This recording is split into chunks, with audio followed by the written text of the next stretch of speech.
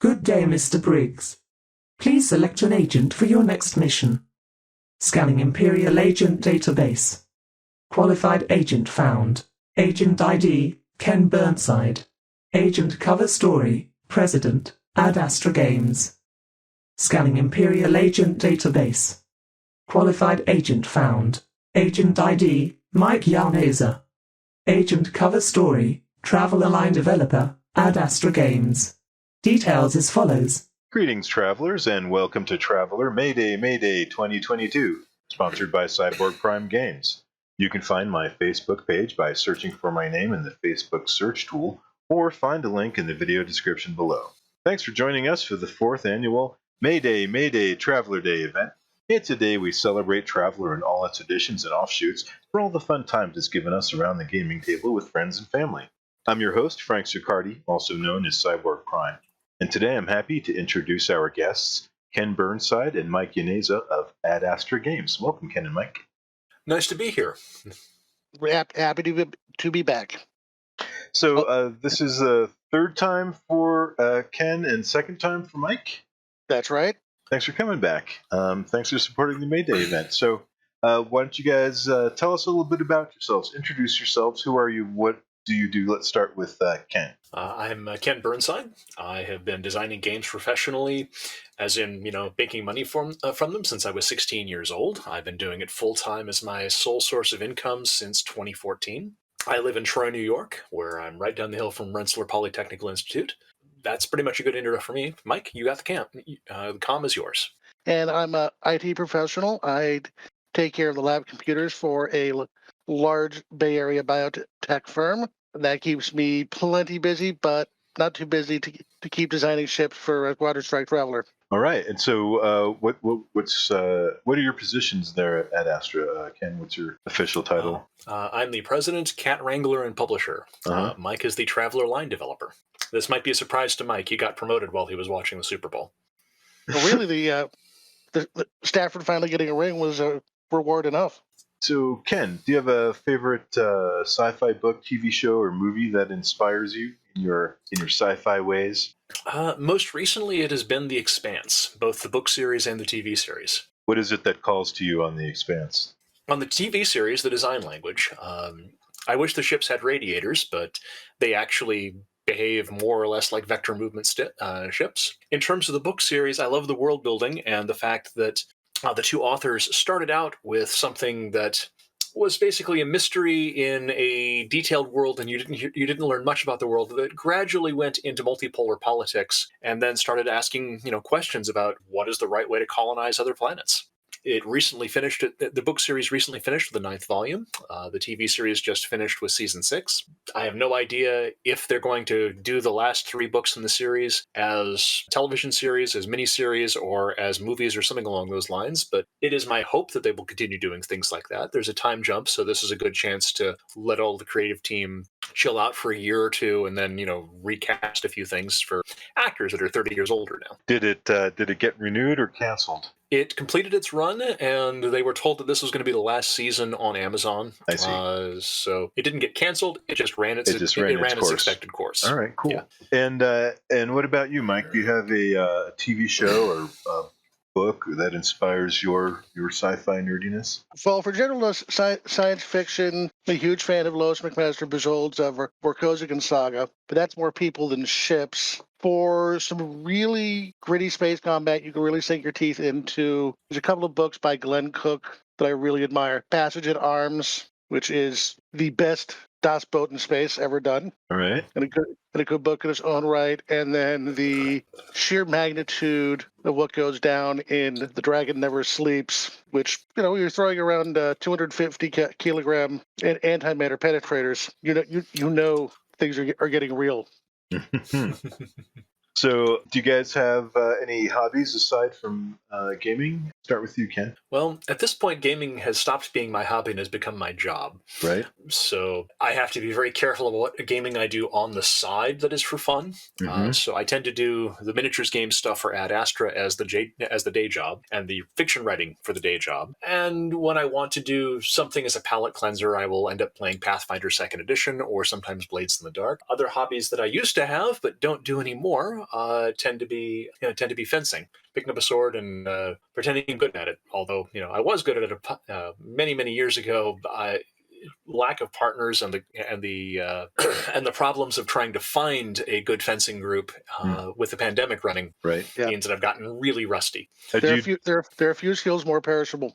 Do you do Olympic or collegiate fencing, or do you do fencing as part of a medievalist society?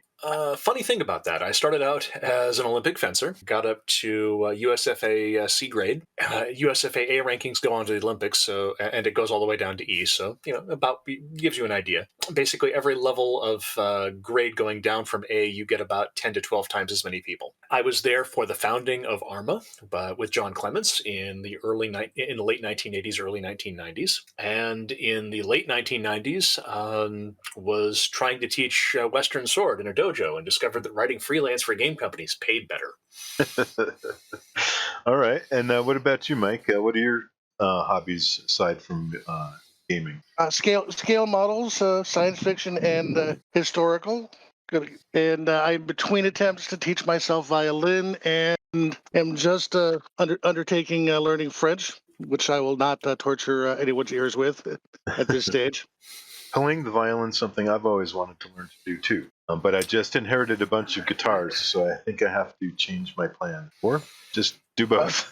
And I couldn't manage to put the time it took into it, but I got surprisingly far with the third cheapest violin on Amazon. Yeah, I didn't know really where to start. My friend bought a cheap violin. I think she paid $80 for it or something.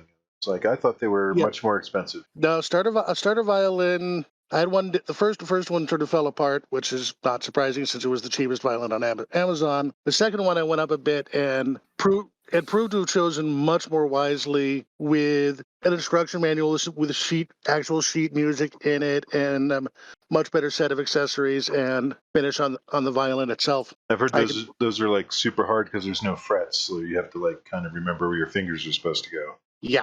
There's no guides, and you've got to, if you don't have somebody moving your fingers around on the strings for you, aka a live instructor, going to watch a lot of videos of other people playing violin. Sounds sort of like Unix.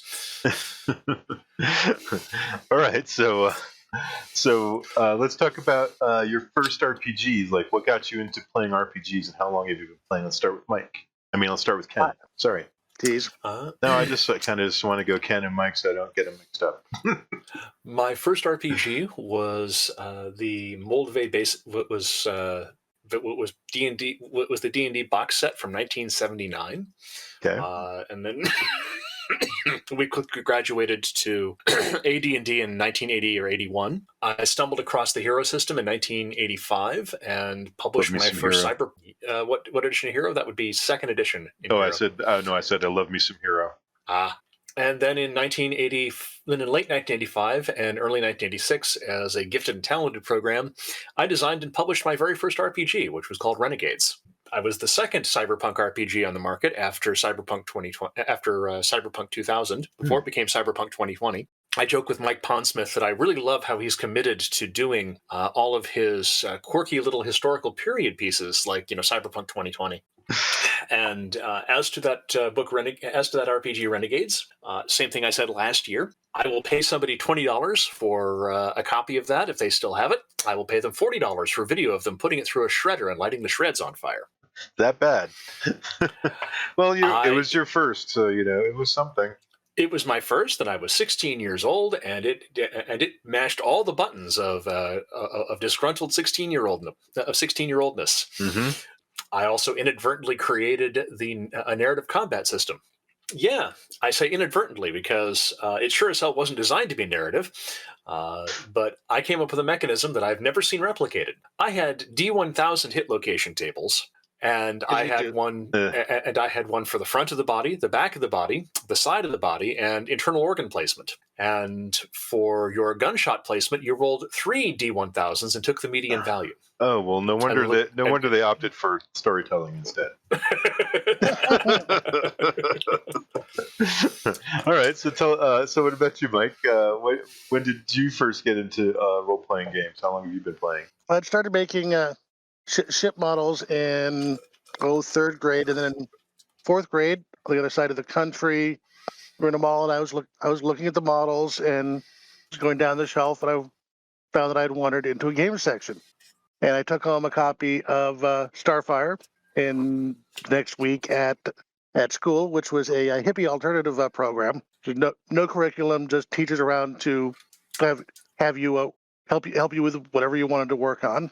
I spent fourth and fifth grade doing no coursework, reading and playing games. I was pushing a couple counters around on the Starfire map when an older kid said, "Hey, you play these games too." And Ogre was my first game against a live opponent. Love Ogre. Love that is an absolute classic. Needs another pocket edition though. I just got it on Steam. Welcome. It's your first step into a wider world. Yeah, my friends and I we had some nostalgia for that game, so we're like, "Oh, look, they made a computer version. Let's go ahead and get it." So, not bad. It's what you would expect of a computerized version of Ogre. Yep, it does what it says on the tin, and branched out into role-playing games. We're distinguished by an early hate for Dungeons and Dragons, with it's just being a really clunky system with characters or their levels and the gear they're carrying. And then right over here we've got Traveller, where you've got a backstory, and RuneQuest when you've got skills and anybody could learn magic, and that just carried on to the day. If I remember correctly, Starfire was a tactical space combat game. Yeah, tactical space combat game, Task Force Games #1. Although in the initial batch with 2 I don't remember, and the pocket edition of Starfleet Battles, which we also had. I think the last combat game that I played on paper was Full Thrust, which was pretty decent set of rules. Full Thrust is a game I played a lot of, but never in person. There's one on the old GGG mailing list in the late 90s and into the aughties. There was a lot of PBE games, most moderated. Mark Cockney, who is now a space scientist helping run missions to Mercury and other exotic places, ran several Babylon 5 themed games.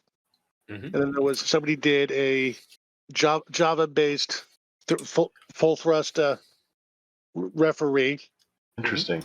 And I played a lot of that. Yep, and it's now vanished into the ether.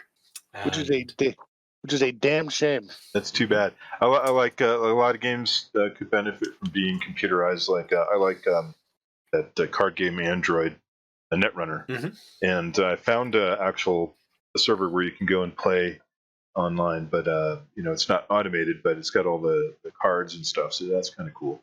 But yeah, it's put together by volunteers, and it could go away at any time. So tell us a little bit about what got you into Traveller, or at least Sci-Fi RPG. Let's start with Ken. Oddly enough, my first Traveller game that I played, I was in college. After I'd already published my own RPG as a sophomore in high school. Right. And I played Traveller, and in part it's because of the science. In part, Traveller kind of reflects whatever science fiction Mark Miller was reading at the time that something was published. So 1989 was the dawn of Traveller New Era. Was that Mega Traveller or Traveller New Era, Mike, in 89? 89 would have been Mega Traveller. Yep, that's what I thought. Got into Mega Traveller and played it a little bit and went over to GURPS. And this is before there was a GURPS Traveller license. Yep. So, this is one of those awful admissions that I make, that I played Traveller and went... We tried to get a Mega Traveller game going, but the prospective GM bounced off of the really hideously long errata list for first edition. Oh. Yeah, I was going to ask what the rub was. What was the sticking point there? Rules kind of broken. For me, I didn't even actually own the rules, so I didn't get a feel for how broken or not the rules were. It was just a matter of the GM was enthusiastic about it. I leaned into the enthusiasm, and the other 3 players, who were all part of our crew on the ship, kind of did this as the the D&D game isn't running this week. Oh. And I can still tell you the plot that we were running. But what was I it can tell about? you this. What was it about Traveler that kind of eventually, I guess, all right? So you started with Mega Traveler. Then did you Mhm. follow along additions and eventually come to like it? I mean, you liked it at some point because you licensed it for your product. The longest running Traveler campaign that I've ever played was that one in my spring semester of my second year of college. Other than that, I've done a couple of one shots here and there. There are things that I like about Traveler as a game engine, like the fact that when you take physical damage, your physical stats decrease. So Mm-hmm. it gives you it gives you something much more visceral, if you'll pardon the pun, than just losing hit points. Right. There are aspects of the Third Imperium and Traveler as a setting that I like. There are more aspects of it that I go, okay, that hasn't aged well.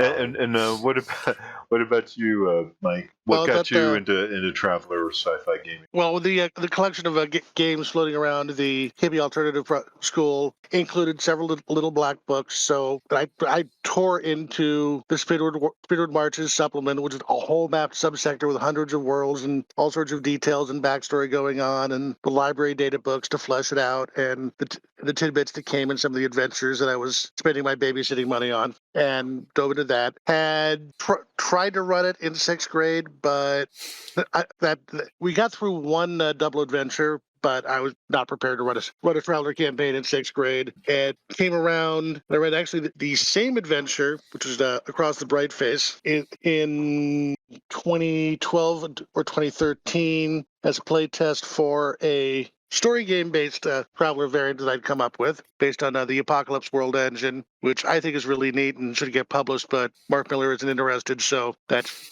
60,000 words that will live in my archive fondly and occasionally get dusted off. But that went well. I'd like to run that one a third time because So, it's Mike, if Mhm. you run that one a third time, take a serious look at Blades in the Dark, because the process of running Blades in the Dark lends itself quite well to the traveler merchant vessel sort of thing, because basically the ship becomes a group resource. Yeah, And I've got the science fiction the variant of that, and I am keeping an eye on that. But I like what I wrote. yeah, I understand. So the thing that Yeah, the thing that I enjoy, the reason I remember the Traveler campaign that I played in my second in 1989 in college, is because, one, I named the ship. We had a Beowulf class freighter that, because I was taking a degree in English, I called Grendel's Lunch. And our story was basically we had to smuggle the child of a noble off the planet, take her to a different planet where she could get her lungs fixed by genetic therapies, and bring her back, all under a deadline, because the planet that she is originally from has strong religious taboos about genetic modification, and basically. Genetically curing cystic fibrosis is something that the Third Imperium knows how to do, and on most civilized planets, it's done as prenatal screening. Sure. That reminds me of a Babylon 5 episode. Mm-hmm. yes, yep, yeah. It may also remind you of. It may also remind you of River Tam in Firefly. Sure. Oh yeah, that too. A lot of that going around. I Right. think what really grabbed me about Traveler was ship designs. I got my hands on High Guard. Oh boy, bets were off. That was a favorite pastime for many editions, many decades, and now here occasionally writes me a check to do more. And I give you access to a spreadsheet that makes your computer howl. That makes your computer howl in ways that make you worry about those tentacles you're seeing wiggling out of the corners of your eyesight. Yeah, I use that to shut people up who are complaining about scary spreadsheets at work. Mm-hmm. So It does. that's the thing that hooked you, was the being able to build ships, and Yeah, and ultimately that you can build pretty much anything. mm-hmm. I think my striker box in high school was almost filled in 3x5 cards with designs for stuff. I love the 3x5 card method. I've been using a long time. My friend Mark uses it as well. He's always got some cards in his pocket, and when he comes up with an idea, he jots it down.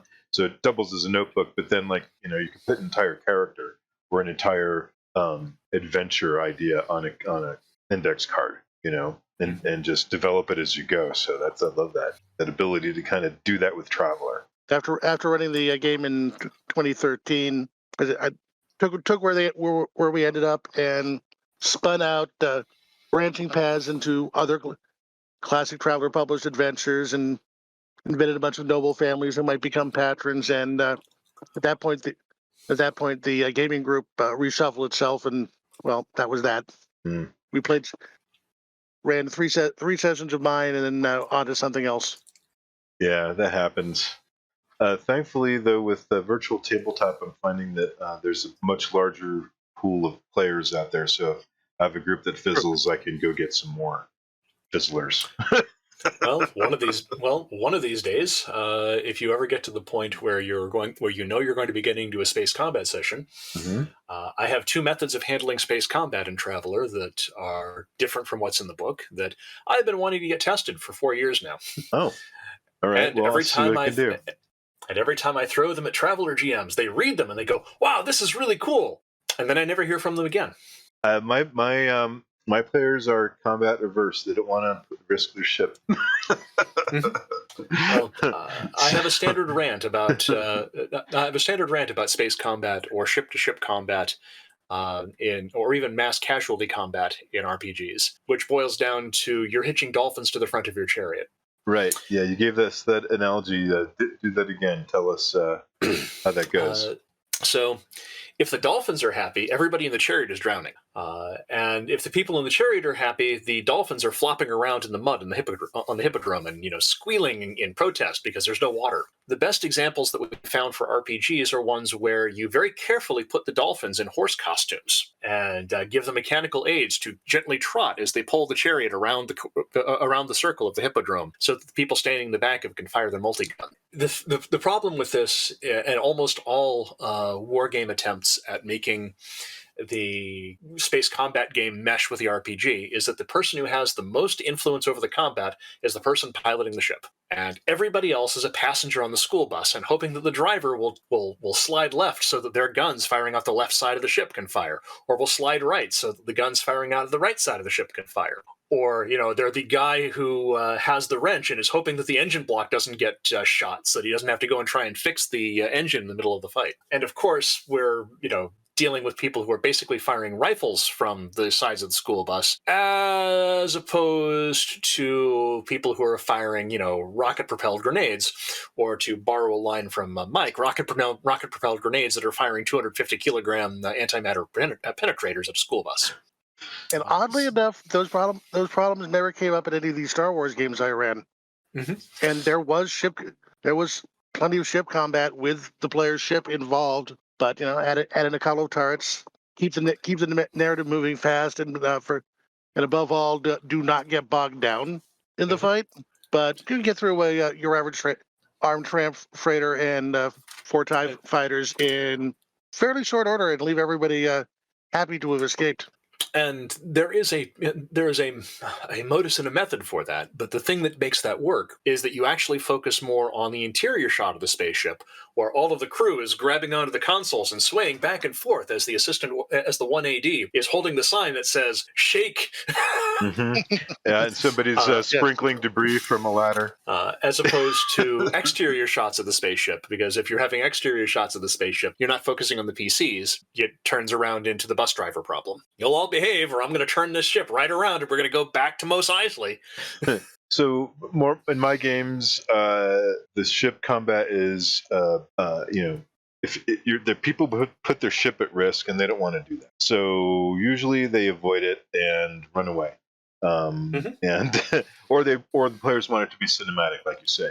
You don't want it to. It's more like Star Trek, where you see the people, like you said, everybody lean left, everybody lean right, debris falling from the ceiling, sparks coming out of the panels. But my players are really good so far. They all do like group power stunts. Like one guy will make his targeting and pass that information to the gunner or to the engineer who'll pull, get a better angle and then pass that on to the gunner. And so there's like a rolling positive modifier coming down to the gunner. Right. And everybody feels engaged. And I have seen this done in Starfinder, and I've seen this done in Traveller, and it requires that everybody buy in, but eventually you realize that everybody's rolling dice to just pass modifiers on to one player, and that one player is usually the pilot or possibly the engineer and the like. Right. So I have two methods of getting around this that I have written up. One of them is the traditional method, which more or less turns the everybody rolls dice and hands modifiers over to somebody else into everybody rolls dice and you get a couple of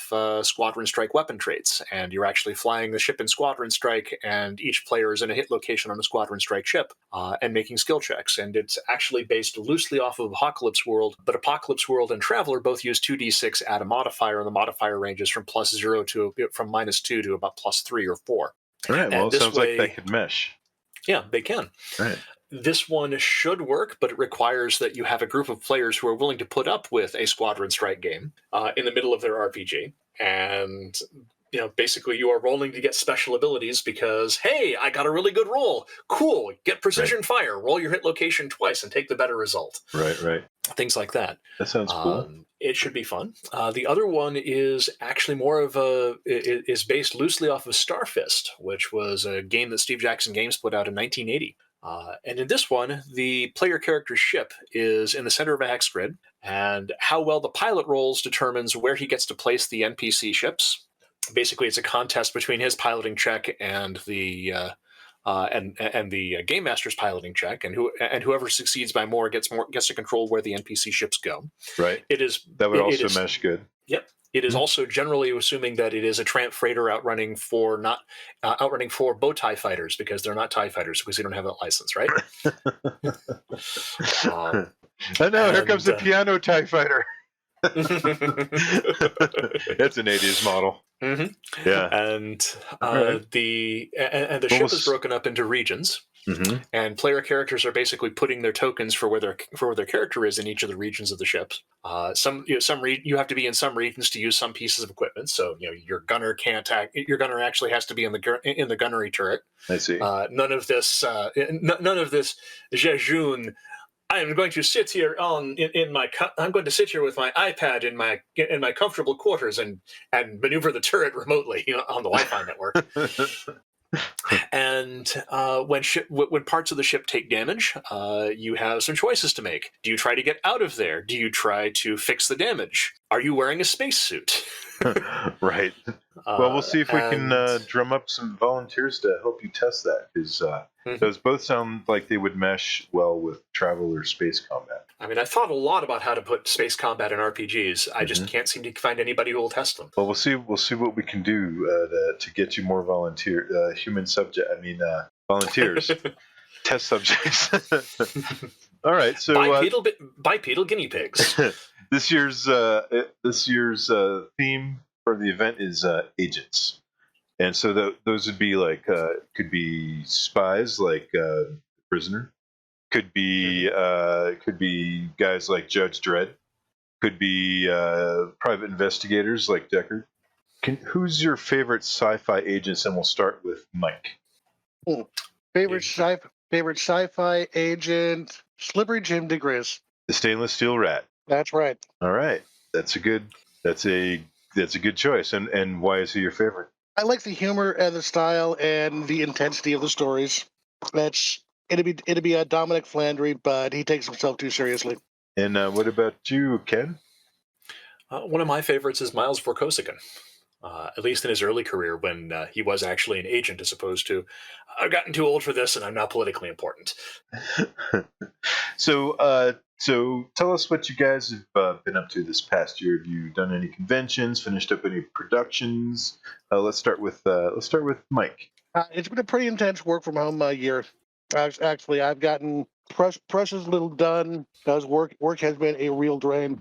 It's not in the sense of not having boundaries and checking email at 9 o'clock at night, but just when I turn it off at the end of the workday, it's been a day. That plugs along. I mean, going outside for 10 minutes after morning meetings wrap up, it's a high point of a day. Have you done any game production or worked on any expansions, or at least talked about plans for any new products or improvements on products? So I'll Yeah. jump in on this one. So last year, the plan was that we were going to try and get Squadron Strike Traveller Shipbook 2 covering the Solomani Rim War out by the end of the year. That didn't happen. Part of it is that Mike basically got promoted at his day job in the middle of the summer and suddenly went from having 1 or 2 evenings free where he could poke around with things to, oh, yeah. And then I kind of got sick with what appears to be a permanent case of bronchitis, which has sapped my energy levels a lot. So so with that, it became a little bit harder for us to get the playtesting in. We have something pretty close to a complete product's worth of ships designed, and we've got somewhere around a half a dozen to almost 10 scenarios, and we need about a dozen more. It's good to have 16 to 20 scenarios in a book. And I don't know the lore well enough to know if the scenario fits into the setting in the background, but Mike has laid a lot of groundwork on that. We recently have a new person who is gung-ho for playtesting Traveller and is actually organizing online games for playtesting Squadron Strike Traveller stuff on Sundays. So if somebody comes in on my server and would like to actually help us playtest this upcoming Traveller product, we've got somebody who's eager to do it, and Mike and I need the feedback. And I need the scenario of Pipeline primed again. Well, I was going to ask, Mike, can you give us an example of a couple of scenarios? A couple of scenarios. We've been trying to add the terrain, which the Squadron Strike Traveler scenario is kind of tricky, but with the addition of planets to the virtual tabletop, we've been able to let people fight around an actual planet sitting in the middle of the map, which is, or in some cases through when they have Meson beams, or in some cases through. And we've added some. I think there's 2 with a gas giant forming basically a wall on one side that you do not want to bump into because you're not coming back out. Right. And mix it up with them. But my thing has gone along those lines of trying to put obstacles in people's way to create tactical constraints or stuff to hide behind. And, all right. One of the hazards of doing vector movement space games is that there are really 2 kinds of vector movement There are 3 kinds of vector movement engagements. One of them is really boring and nobody ever does it. It is the drive-by shooting. This is where one side is basically sitting still, the other side comes screaming by at stupidly high speeds, shoots once, and has no reason whatsoever to come back into the fight. It is surprising how many of the Traveller canonical engagements turn into that kind of fight. The other kind of fight is a slower speed version of that, which turns into jousting. Everybody flies past one another, shoots, flips around, decelerates, comes back in about 4 turns later, shoots again, and it's a slow attrition pattern. The third kind of fight is the one that's actually the most interesting, and that is what I call the freeway merge fight, which is instead of 2 forces coming in head to head on one another, 2 forces are coming in on about 90 degrees from one another, and one of them really wants to have a sustained close range engagement, and the other one doesn't have enough thrust to pull away. At that point, it's a lot like a freeway merge, and that becomes a much more interesting engagement. The trick is trying to find ways to make those grow organically, because what happens with Traveller, because the sensor information is so good, is you quickly realize that you should not be in this fight if you're on the disadvantaged side, and you quickly want to turn it into that first type of fight. Kick up the thrust as high as you can, zip through their gunnery envelope, and take one or at most 2 turns of shots and leave. One of the things that we've been experimenting with in different settings is just require fixed objectives to fight around. That's what planets are doing. The other thing is, in one of the products that I've got in development, Newton's Cradle, all of the ships have fuel, and suddenly build up the high velocity for a single flyby pass. If you need that fuel for something else, that's a problem. So tell us some more about Squadron Strike. Describe to people who've never seen it what it is. 3-dimensional spaceship combat, where you can design any ship from any universe and fly it in 3D. If anything, the any ship from any universe might even be selling the game short. I have designed ships that feel like The Expanse. I've designed ships that feel like Star Wars. I've designed ships that feel like multiple different varieties of Star Trek. I've designed ships that really capture the feel of Traveller. I've designed ships for... has this been digital all along, or has it been a miniatures game that went digital? Oh, it's a miniatures game that went digital. Okay. The game first came out in 2008. In late 2018, in 2015, we did a Kickstarter for a smartphone app called the Avid Assistant. In 2018, the smartphone app got put in in a framework that used WebGL to create a shared map. And we started doing a lot of things, for playtesting online, and couldn't get anybody to come in and play for the first couple of years, for almost a year. Then in 2019, we started getting a serious uptick, and it turned out that by the time that the pandemic hit, we already had a solid community of players.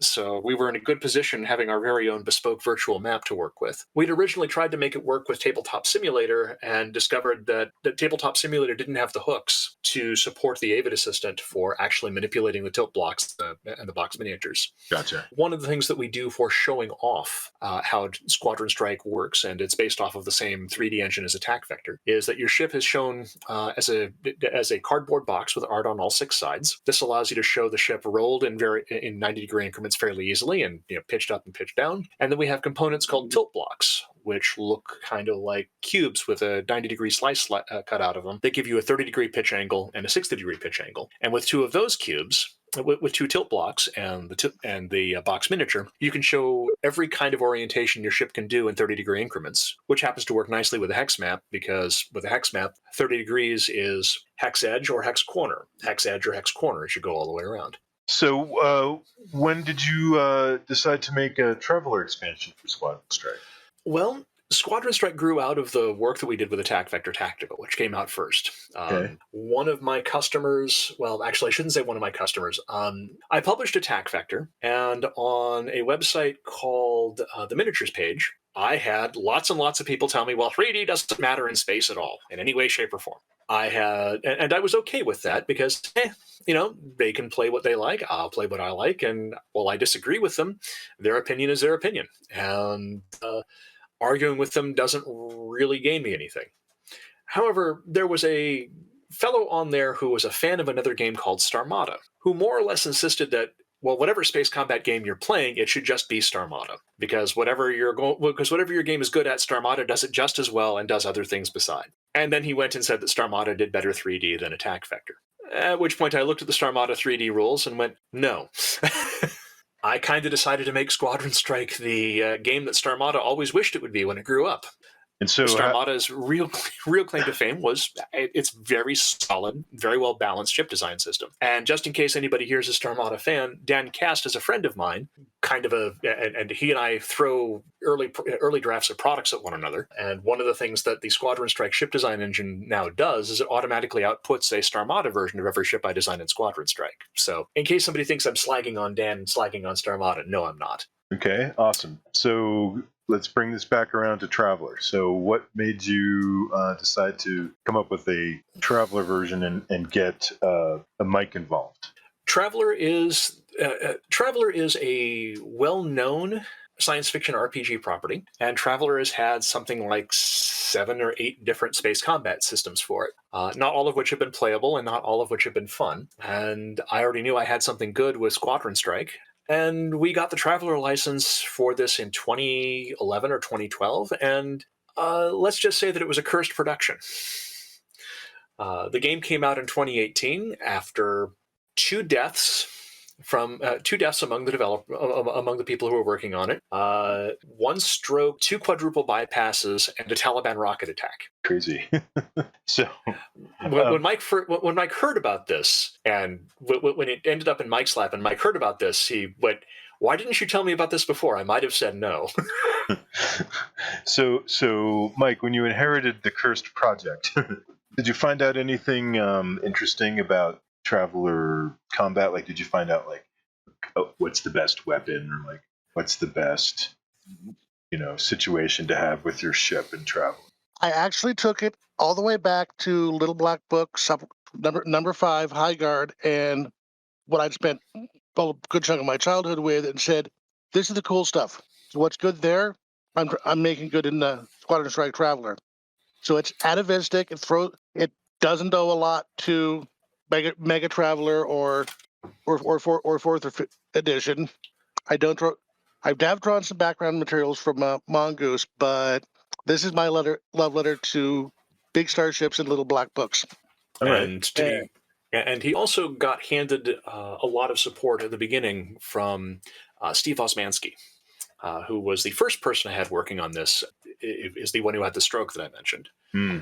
Steve did an awful lot of digging around and research and doing the first draft of making Traveler weapons work in Squadron Strike. And Mike got to use those drafts and tweak them and then make suggestions, and then we put them on ships. And discovered that if you have the canonical number of weapons on a Traveler ship in Squadron Strike, it bogs down very quickly. So because tell us some more about that. Abstract. We had to go abstract very quickly because I think as Ken put it, this design has 28 lasers that do against a moderately armored ship do 0 to 2 points of damage.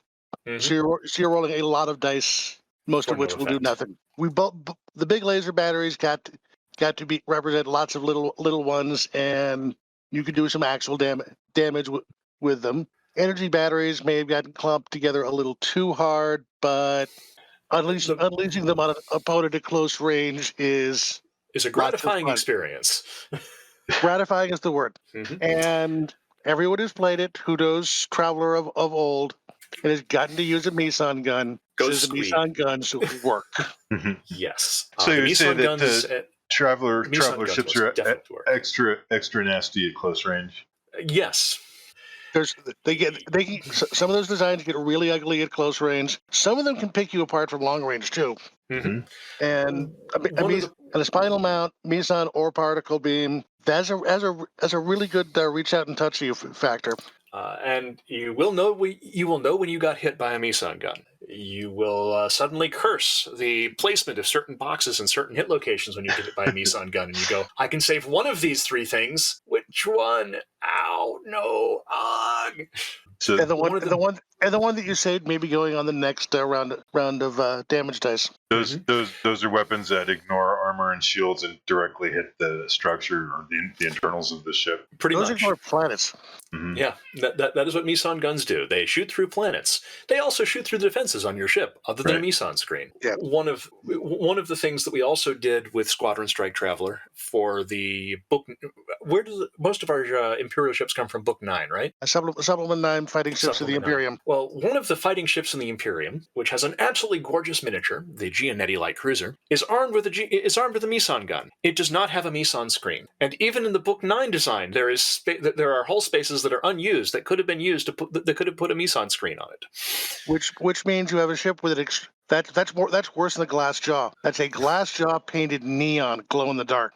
Kill me first. Shoot at me first. So we made the refitted Giannetti light cruiser that actually puts the Meson screen on. The other thing that we did with the Giannetti light cruiser is that we wrote a little bit of Traveler background that will someday be published as a Traveler adventure, because it will basically have all of the PCs being brought into the office of a high-ranking admiral who is part of the Imperial procurement process. And he's going to show them the documentation that shows that the Giannetti light cruiser was supposed to have had a Meson screen, and that the contractors never put it in. Do you think it was an oversight, or do you think it was just like, is it a shortcoming in the power plant or anything, or design flaw?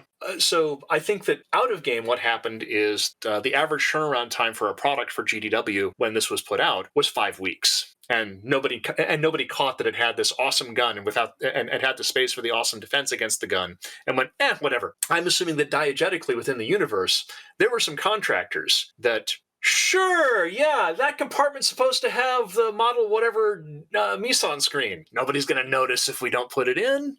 The Meson screen, it's supposed to be here. And the Traveler adventure that comes from this is that a high-ranking admiral in Imperial procurement, well, his son was the executive officer on a Giannetti light cruiser. It didn't come back. And it was supposed to have a Meson screen, and it didn't. And he wants to know why, and he's willing to run interference with certain minor legalities if you guys can find the contractors who are supposed to put this Meson screen on this batch of Giannetti light cruisers, and make sure that they understand that they done screwed up badly. Sounds like a great scenario. There you go. And there you have a Traveler adventure. So if someone wants to get started with Squadron Strike, how do they need to buy anything, or how does it go? So one of the things that I do with Squadron Strike is that I and a couple of my volunteers run regular teaching games. You drop in on my Discord server, you say, hi, I'd like to learn how to play Squadron Strike. You type in the introduce yourself channel, and if you type in the introduce yourself channel, about 3 to 5 people will respond within 45 minutes saying, hi, what kind of games do you like? What kind of science fiction do you like? When can you play? All right. We will try to rope you into learning how to play. I believe you played last year, didn't you? I did. I enjoyed it. Yeah. The interface is really cool. You get a 3D realm where you can move your ships. You see like a box of your ship from every angle with the indicator for where the nose and the thruster is, and what side you're looking at. And then you have like this kind of globe thing on the side that indicates where the enemies are in respect to your ship, if they're close, and where they are in a sphere around you. It's really super cool, and whoever built that, kudos to them. The great programming accomplishment. They did a great job. Well, the programming accomplishment is by Mike Zabrowski. He coded up in a dead-end variant of JavaScript called CoffeeScript, because it basically was the first JavaScript variant with classes. And he is a fan of the game, both Squadron Strike and Attack Vector, and he wanted to implement it so that you actually had computerized versions of the play aids that are there. Yeah. So that globe that you were talking about, where you see the enemy on it, that is a firing arc diagram. And we have printouts of the firing arc diagrams on the SSDs that show what windows you can shoot through in that diagram and what windows you can't. Right. And it works from a tool called the Attitude Vector Information Display, or AVID, which is a top-down view of a sphere, which is used for controlling the orientation of your ship, and with that also recording and regulating how you're applying thrust and building up your vectors. And you're probably tired of me comparing it this way, but to me, it's like a 3D Starfleet battles, like way modernized. You have an SSD that if you've ever played Starfleet battles, you can easily pick this up. And if you've ever done any kind of like virtual flight in your head, like if you ever played Ace of Aces or something like that, you can easily transition to it's super easy. I enjoyed playing it. One of the things that I use as a tagline for describing the Avid Assistant and similar things is that it's a flight simulator for people with slow eyesight and bad reflexes. Yes. You basically get turn-based flights and Starship combat, so it's pretty cool. So what do you got? We got to wrap up. What's your what do you got going on this next year? You got any new? You're going to put out that Soleimani expansion? If Mike's time is available for it, I would like to at least print off the counter sheets for it for the batch of products I'm releasing in August. I have a string of products that I am currently desperately trying to get done so that I can actually release them one after the other in this month for Exile's Stars, next month for a new Birds of Prey product, June for Newton's Cradle. Somewhere in June at the same time as I'm releasing Newton's Cradle will be the second edition of Romance of the Seven Realms. Then I'm helping somebody finish off a novel for Exile's Stars that we hope to drop in July. And then in August, I want to put out the Newton's Cradle introductory product and the Romance of the Seven Realms introductory product. Both of these would be self-contained products that cost about $30 that you can pretty much just pull them apart, follow the instructions, download the app on your phone. They even come with maps and counters and box miniature sheets and punch together tilt blocks. And for $30, you can teach yourself Squadron Strike in Mode 2 with Newton's Cradle or Mode 1 with Romance of the Seven Realms. And for those who don't know what movement modes are, I just realized I slipped insider jargon here. Squadron Strike has 3 different movement modes. They're named after the number of Newton's laws being obeyed. Mode 0 is anime spaceship movement. When you turn off your engines, your ship skids to a halt against the friction of space. In Mode 1 movement, your ships fly like Star Wars space fighters or like spaceships in Star Trek. They always go forward. They turn, and when they turn, they seem to bleed off speed. This is why X-Wings go as they're turning. Mode 2, Isaac Newton is doing the driving. If you build up a vector of 8 hexes per turn in direction A, to slow down, you've got to pivot 180 degrees and apply 8 units of thrust in direction D to cancel it out. All right, so where can people find your products? You have a website or social media? Yeah, at astragames.com. I have my Discord server, which you'll have a link to. We have a group called At Astra Games Fans on Facebook, and they're available in hobby and retail stores. We're carried by Golden Distribution, and I've got a list of about 40 retailers who buy stuff direct. Get a Twitter? I do have a Twitter account, at Astra Games. And what about you, Mike? How do people get in touch with you? I'm on Facebook under my real name and Twitter as Mike Llaneza. All right. Can be found there, and I occasionally appear on Ken's Discord. Great. Well, we've run out of time. We've come to the end of our interview. I'm your host, Frank Succardi, known as CyborgPrime, and I've been talking with Ken Burnside and Mike Llaneza of At Astra Games. Ken and Mike, thanks for participating in our 4th annual Traveller Mayday event. I hope you'll join us again next year. Unless the curse gets me. Looking forward to it. Great. And thank you, dear listener, for joining us for the 4th annual Traveller Mayday event. That's all for now, travelers. Until next time, happy traveling. This data crystal will self-destruct in 5 seconds.